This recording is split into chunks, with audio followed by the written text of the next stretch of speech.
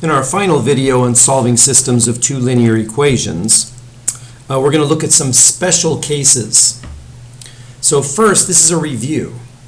If a system of two linear equations has infinitely many solutions, then what does that mean about the two lines? They're coincident, or I actually prefer the word identical. But if you see coincident, it means they're the same line as well. They're identical. And one linear equation is what of the other? If you're looking at the equations, one of them would simply be, they would either look exactly the same, or one of them is a multiple of the other.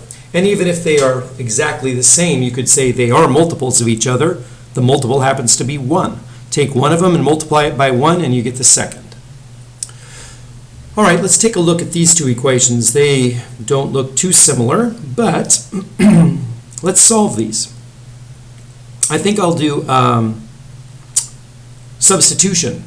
Since we have y equals 3x minus 2, I can just plug that in right here. All right, and that would give me an equation number 2. That would give me 15x minus 5 times, in parentheses, 3x minus 2 equals 10. All right, so 15x, and then what do I get when I distribute negative 5 through? I get negative 15x plus 10 equals 10. Well, that's equal to 0, and I get 10 equal 10. If I wanted to, I could subtract 10 from both sides and get 0 equals 0. And notice that's a true statement. It turns out that if you just use the elimination method or the substitution method to solve a system of two equations, and the variables drop out completely, like this, if you get a true statement, that means they're the same line. So you have infinitely many lines. So how could you write the solution to this? You could simply say,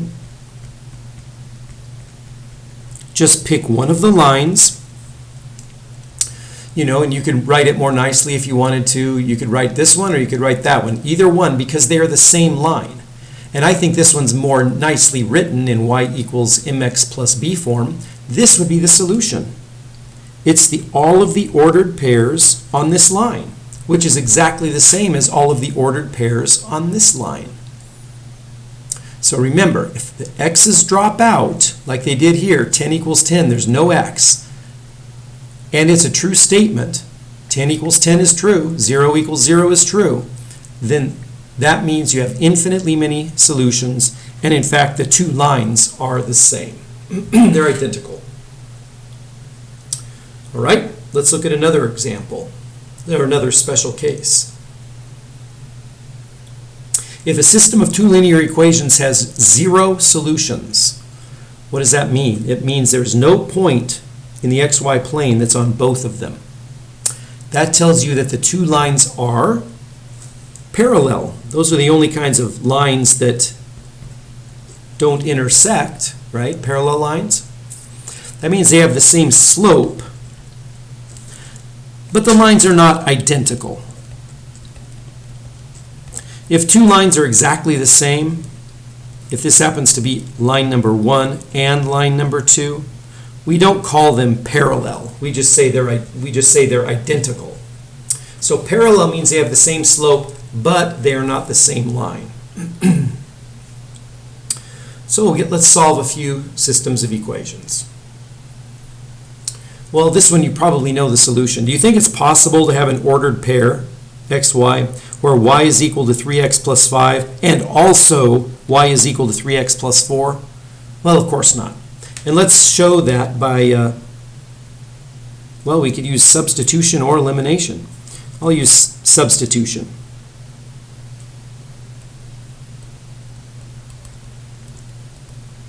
So y in the second equation, y is equal to this.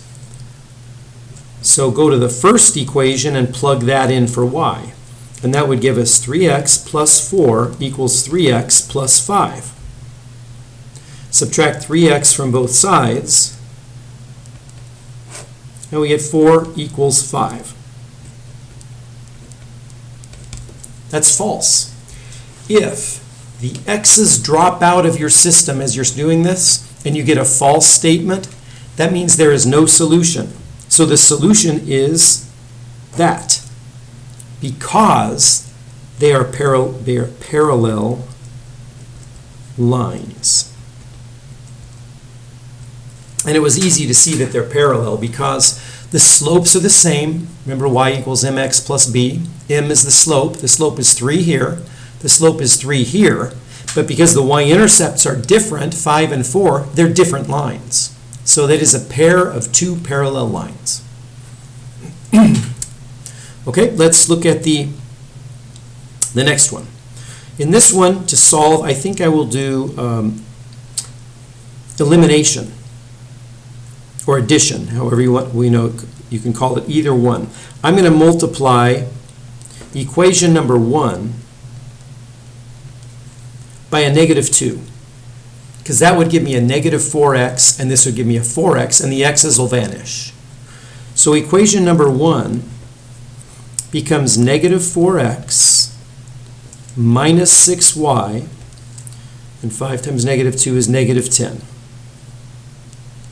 And then equation number 2, I'll write it just as it is. We get 4x plus 6y equals 15. And what do we get? Well, notice not only are the x's going away, but the y's are going away.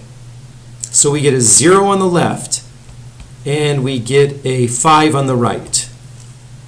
True or false? 0 equals 5. False. The x's and y's dropped out.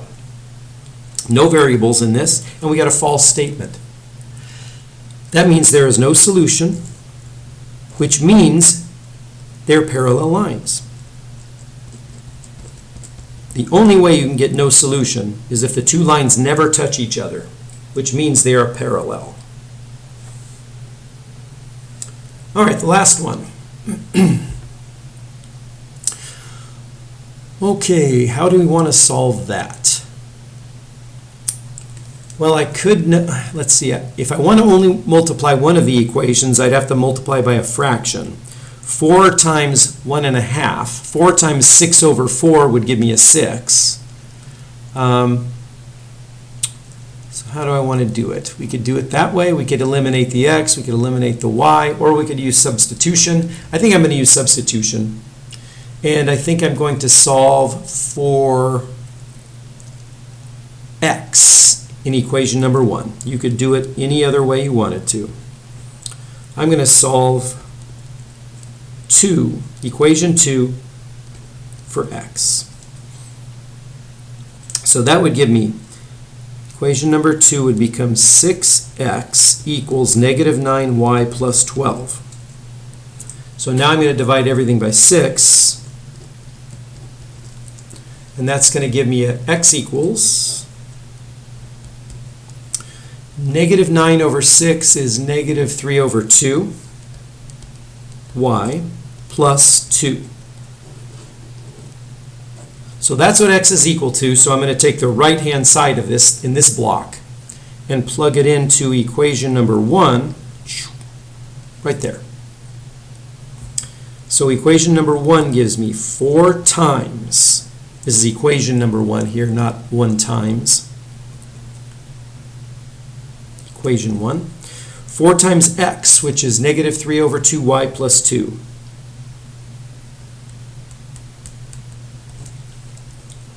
Plus 6y equals 12. All right, so let's see what we get here. Distribute the 4 through. What is 4 over 1 times negative 3 over 2? The 4 cancels with the 2, leaving me a 2 upstairs. 2 times negative 3 is negative 6. Negative 6y plus 4 plus 6y equals 12. Well, what happens with the y's? They just vanished. The variable vanished, and we get 4 equals 12. False. And there's no variable involved. So there is no solution, and they are parallel lines.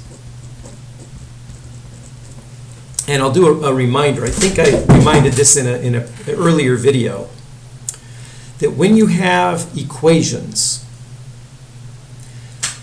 like these two, linear equations, written in the general form, ax plus by equals c, you can get the slope very quickly by just taking negative a over b. Negative 2 over 3 is the slope of the first line. Negative 4 over 6 is the slope of the second line. Negative 2 over 3 is equal to negative 4 over 6, so we know they have the same slope. So the only possibility would be that they are the same line or they are parallel lines. And you'd have to do a little bit of arithmetic to figure out which one is correct, and we did that.